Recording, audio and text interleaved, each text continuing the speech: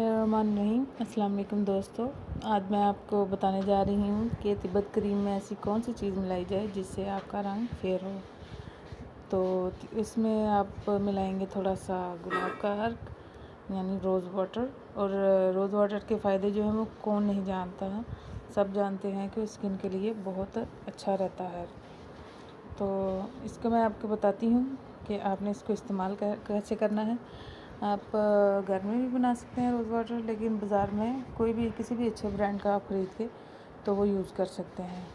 तो आपको चाहिए होगी थोड़ी सी छोटी एक डिब्बी जो है वो तिब्बत क्रीम की लें। उसमें थोड़ा सा 1 स्पून जो है वो रोज़ वाटर और 1 स्पून जो है वो लेमन जूस जो है वो ऐड कर दें। तो ये एक अच्छी सी क्रीम बन जाएगी और इनको अच्छी तरह मिक्स कर लें। और रात को आपने सोते हुए ये क्रीम अपने फेस पे अच्छी तरह फेस वॉश करके इसके ऊपर आपने लगानी है और ये आपकी एक नाइट क्रीम बन जाएगी। दुआ में याद रखिएगा, और अगर आपने हमारा चैनल सब्सक्राइब नहीं किया तो प्लीज़ इसे सब्सक्राइब ज़रूर कर लीजिएगा, और अगर वीडियो अच्छी लगी हो तो लाइक का बटन ज़रूर प्रेस कीजिएगा। शुक्रिया।